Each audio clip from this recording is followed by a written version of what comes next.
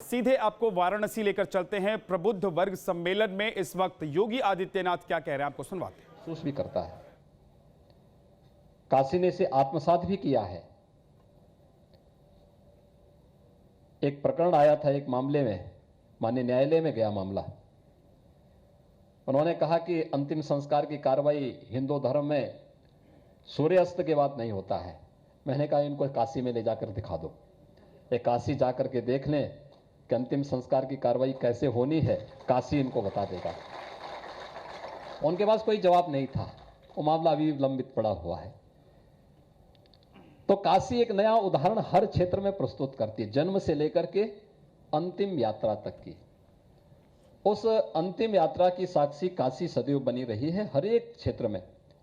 तो स्वाभाविक रूप से विकास के क्षेत्र में जो नए प्रतिमान काशी ने स्थापित किए हैं, उन्हीं सब बातों को लेकर के हम लोगों ने प्रदेश के अंदर अन्य अन्य क्षेत्रों में भी इस कार्य को प्रस्तुत किया है। याद करिए, जब हमें प्रयागराज में कुंभ का आयोजन करना था, कुंभ के प्रयागराज कुंभ ने हजारों वर्षों की सनातन हिंदू धर्म की इस परंपरा को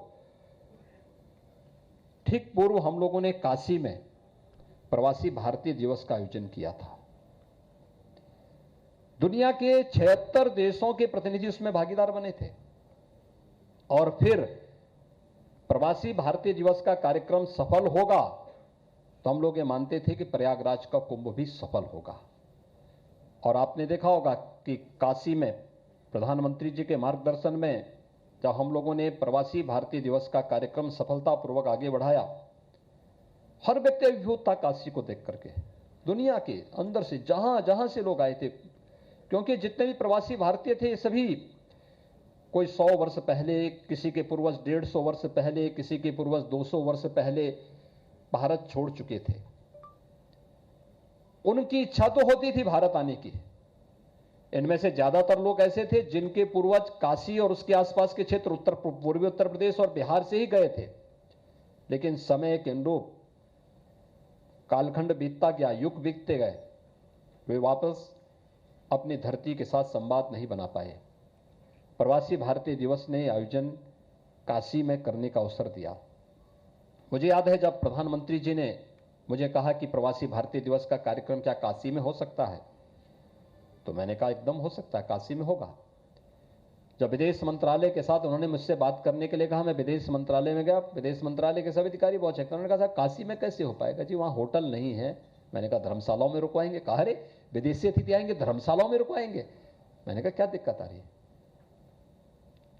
हमने यहां टेंट सिटी बसाई उनके लिए।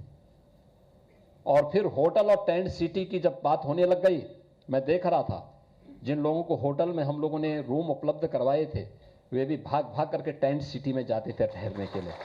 मैंने कहा यह है काशी। और अब तक का सबसे शानदार आयोजन हुआ था प्रवासी भारतीय दिवस का, यह 15वां संस्करण था जो काशी में आयोजित हुआ था। इससे पहले जो भी आयोजन होते थे दिल्ली में, बेंगलुरु में या किसी राज्य की राजधानी में आयोजित होते थे। उससे बाहर जाने की कोई कल्पना ही नहीं कर सकता था। जहां 5 स्टार होटल हो, 7 स्टार होटल हो, अत्याधुनिक सुविधा हो। काशी में हर व्यक्ति सशंकित था, पता नहीं कैसे होगा। लेकिन बाबा विश्वनाथ की कृपा से, मां गंगा की कृपा से जो भव्य आयोजन काशी का हुआ वह अविस्मरणीय बन गया। जो काशी में आया वह प्रयागराज कुंभ में भी गया और प्रयागराज कुंभ अपनी सफलता की एक नई ऊंचाइयों को छूता हुआ दिखाई दिया। शासन की मंशा क्या है, ये उसकी नीति से पता लग जाता है। आगे के भावी योजनाओं के बारे में अंदाजा उसी से लगाया जा सकता है। और काशी के आयोजन, काशी के कार्यक्रमों के साथ ही जो कार्यक्रम आगे बढ़ते गए, ये प्रवासी भारतीय दिवस का आयोजन हो या फिर प्रयागराज कुंभ, ये हमारे लिए केवल आयोजन मात्र नहीं थे।